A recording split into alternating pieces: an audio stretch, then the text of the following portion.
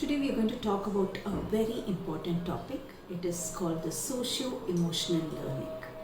This is an acronym that we use for that, which is called SEL, which stands for socio-emotional learning. What is socio-emotional learning? Socio-emotional learning, it's actually a process where we, whether we are adults or children, we understand and we manage our emotions. We understand that we feel and we have the need to show the empathy for others. We have a positive relationship that we are able to maintain, and we make responsible decisions. So all these are done with the help of socio-emotional learning. So this is a process, as I told you, and it is very important. And why do we need to teach this? This is actually a skill that we need to teach children, and it is best to catch them when they are very young.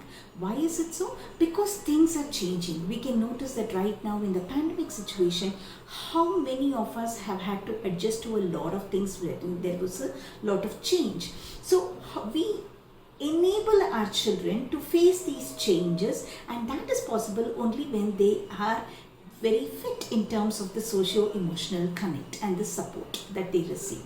So it is very important. And how do we as parents or as educators inculcate these in children? So it is not wherein you keep giving them, lectures on that, not at all. So these are things where you have to enable the children to get these skills through various activities. So today I'm going to list out a few of the activities, and it is very important, as I keep telling you, socio-emotional balance in the children, the well-being in the children, the mental health in the children.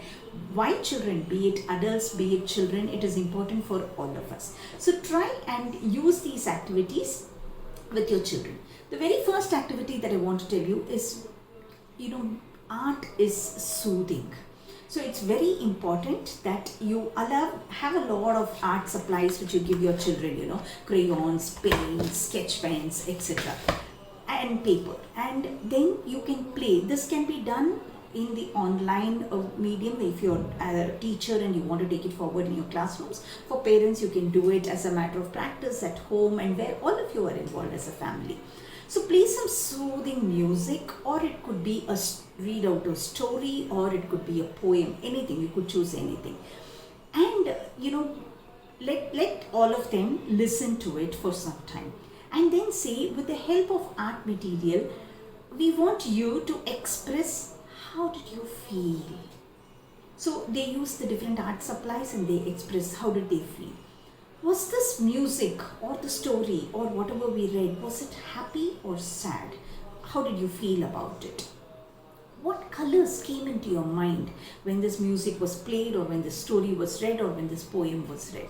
So let them express. So it's very important. So we need to understand our emotions. We need to manage our emotions as a next step. So first of all, understanding is extremely important. Now, what are all the practical things as a task? So this was the first activity wherein you understand the emotion, you are able to express it.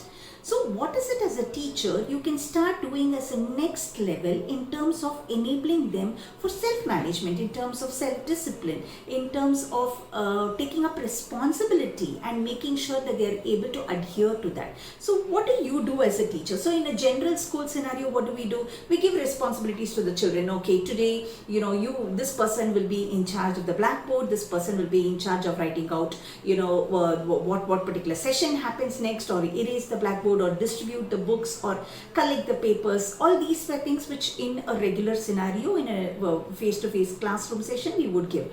Or parents would also do it, right? At home, you can clean the plates. Today it's your responsibility to lay the table. Today it's your responsibility to make sure that everything is kept back into the sink, and things clearing up the dishes, etc. But in an online session today, in such a scenario, what kind of activities do you think you can actually give them?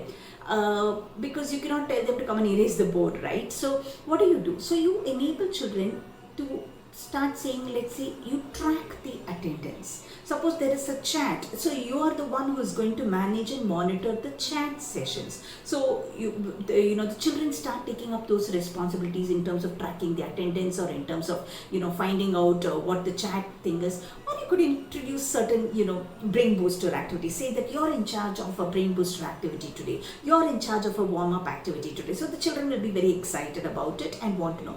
So first step, we know our emotions, we need to manage our emotions. Second step, we get on to, yes, there are certain things as a responsibility I need to take, and I need to bring it to a logical conclusion. I need to make sure that I adhere and I finish that in the time period that has been allocated to me. So it's very important using these practical things. The third and the most important activity which I generally do when I start a session in a classroom, or when I'm having my children around, or as a family, this is called the mindfulness activity. So the mindfulness activity is where you are aware of your breathing. You are aware of who you are as a person and keep all the thoughts away. So you basically, the simplest one is where you breathe in. It's very easy to say it. It's a beautiful exercise to do it with your children because it calms them down. It cools them down. It makes them composed. So you have a breathe in, a deep breathe in and a breathe out. A breathe in and a breathe out, and you ask them to lower their shoulder and stand up. So you do these activities to kind of calm them down, because obviously they've had certain interactions at home in the morning. Maybe they've not had the breakfast, or maybe they've not done their homework, or maybe they've got up late. So everybody has come from a different kind of a thought process or a situation. So it's important to calm them all down. So this is something which I generally do as a breathing exercise. So it need not always have to be breathing exercise. You can make them aware of the senses. So I call this, a 5, 4, 3, 2, 1 approach. So I ask children, what are the 5 things that you see after I do a little bit of a breathing, calming them down, or just closing their eyes, etc. Observe the surrounding, close their eyes, listen to what are the noise, voices, things that they are able to absorb. And then I say, okay, now you open your eyes. Now tell me 5 things, or jot down 5 things which you can see. So the children look around and say, okay, these are 5 things I can see. What are the 4 things that you can touch? What are the 3 things that you can hear? What are the 2 things that you think you can smell? What is that 1 thing that you think you can taste? Bring them aware about their senses. So it's very important, the breathe in, breathe out exercises, the moving of the shoulders, standing up, sitting down, moving sideways. It's also a kinesthetic activity, because you don't want children to just keep sitting down. It becomes very difficult. So you have to start enabling them to be a little more alert, and these are small exercises that will help out. The other thing is, they go through a lot of emotional ups and downs at any point of time. It need not have to be in the classroom, it could be any point of time. So teach them this approach of STOP. Whenever they encounter an emotional kind of a situation, let them just stop. S stands for stop. T stands for take a deep breath. So you're kind of giving yourself some time, okay? Yes, that is T. S-T. O stands for observe the situation. Don't be hasty. Just think, what is it that we have and what is the situation that is there. And then P stands for think of or proceed with a solution that comes to your mind.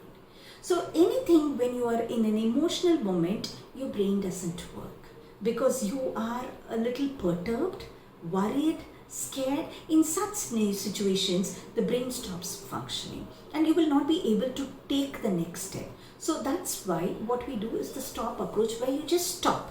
Stop, don't do anything, don't say anything, just stop, pause for a while. Take a deep breath. So you're allowing the brain to say that, okay, yes, I am composed, and then the brain can start functioning again and give you the possible solution, which would be the right thing at that point of time. So it's very important that we as adults enable our children to learn to face situations, and especially when today you have a lot of children who are depressed because they're not able to go out, they're not able to meet their friends, they're not having the social interaction. We as human beings are social animals. We need to interact with one another. So it is very important for their well-being, for their mental health. It is important that you start focusing on the socio-emotional aspect of it and try and do these with these kind of activities. So make sure that you do them and stay healthy, stay safe, and stay absolutely mentally sound, and help as many people as possible, because today that is what is needed. Thank you.